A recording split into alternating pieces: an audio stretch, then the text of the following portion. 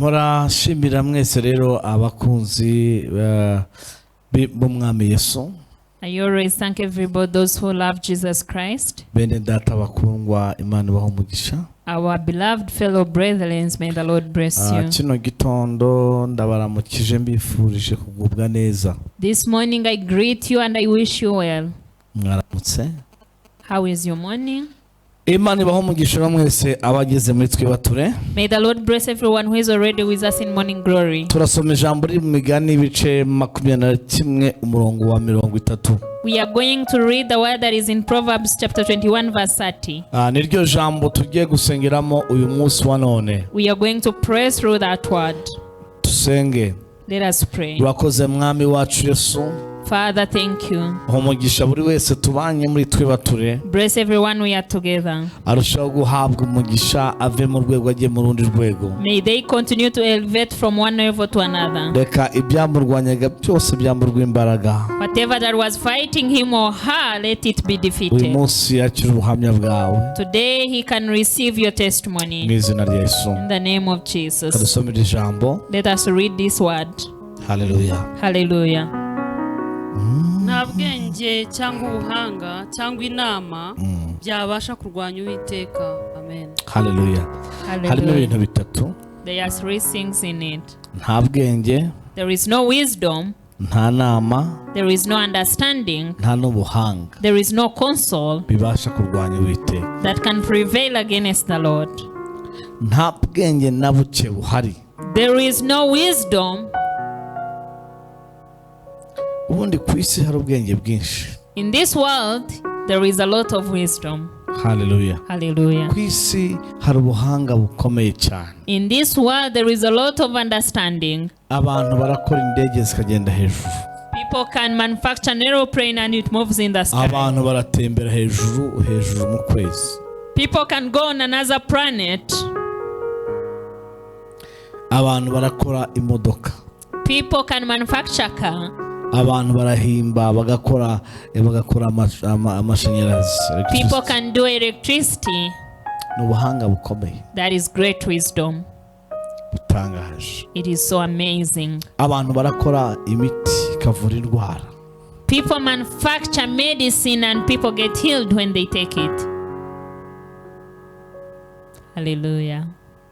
Bega abantu bafite ubuhanga butandukanye. In other words, people have a lot of wisdom and it is different. Ngo nta bwenge nta n'ubuhanga. But Proverbs 21 verse 30 say that there is no wisdom nor understanding, ushaka kurwanya Uwiteka. no counsel that can prevail against the Lord. Bivuga ngo hejuru y'ubwo bwenge bwose hari Uwiteka. Meaning that above all that understanding and that wisdom there is God. Uwiteka ni ufite ijambo rya nyuma. God has the last word. Hejuru y'ubwo bwenge bwose. Above all that knowledge, Ari uburiho. whether they live, Ari ibyabayeho. even those who lived earlier, Uwiteka birusha imbaraga. God is above everything. Noneho ngo nta n'inama. That there is no even counsel. Mu yandi magambo nta migambi n'imwe ihari. In other words, there are no plans ishaka kurwanya Uwiteka. that can fight against the Lord. Iyo ngeze nibuka inkuru za Daniel. When I reach here, I remember the stories of Daniel. Uburyo Daniel How Daniel, yari muri situation itoroshye. he was in a hard situation. Situation Daniel yarimo ni yihe? The situation that Daniel was in is this.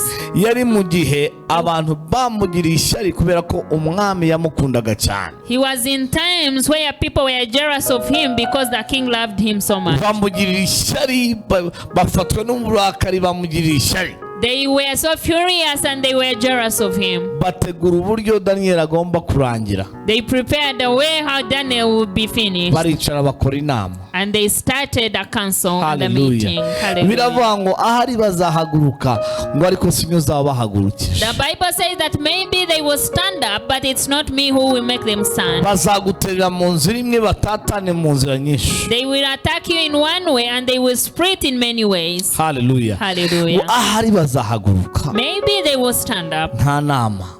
There is no counsel. Nta bwenge. There is no knowledge. Nta buhanga basha kurwanya Uwiteka. There is no wisdom or understanding. that can fight against Imana the igire Lord. ko abanzi bawe bagakora inama. Sometimes the Lord lets your enemies to do meetings and councils. Imana igire ko ababisha bawe bagapanga inama The Lord allows your enemies to be in a certain council, yo kurangira kwawe. that to do a meeting of your finishing. Imana igategura uburyo igiye gutabara ubuzima bwawe batabizi. And the Lord prepares a way to rescue your life when they don't know. Bacukura icyobo cyawe. They dig a pit for you, Imana ikagucira icyanzu. and the Lord makes a way for you. Nemera duhe Imana Hallelujah. yacu cyubahiro. Let us glorify King Jesus. Subiremo se tuvuge inkuru za Yosefu. We are talking about the story of Joseph. Uburyo bagiye inama bene se inama.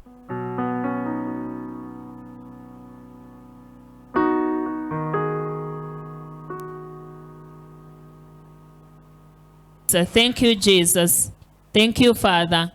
Hallelujah. Hallelujah. Bagiye inama barazinoza. They had a council and made meetings, Kandi izo nama banogeje and those meetings, yari inama yo kugira ngo Daniyeli kugira ngo Yosefu apfe.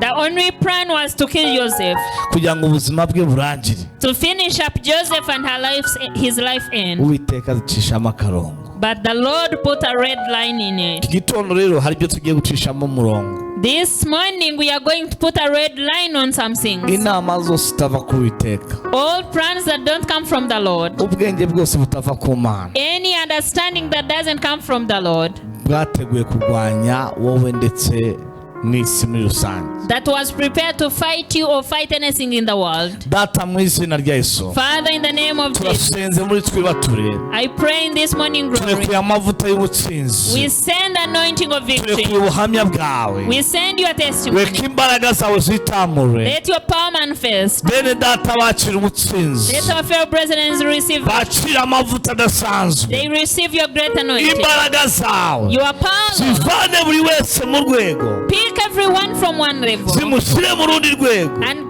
put him in another Nta level. nama nta bwenge. There is no wisdom, there is no understanding. Nta buhanga bwagwanya Uwiteka. There is no understanding that can fight the Wakira work of God. ubutsinzi bw'Uwiteka. You've received victory of the Lord. Amaraso Yesu arakugose. The blood of the Lord has covered you. Uciye mu maboko yabo. You are passing through their hands. Imigambi yabo ntizahama. All their plans will not succeed Uwiteka yambuye imbaraga. because the Lord has rendered them powerless. Wakira ubutsinzi budasanzwe muri uyu You've munsi. received special victory. Imana iguhe umugisha. May the Lord bless you. Turongera nimugoroba. We are going to start in the evening. Amen. Amen. Bye bye. Bye bye.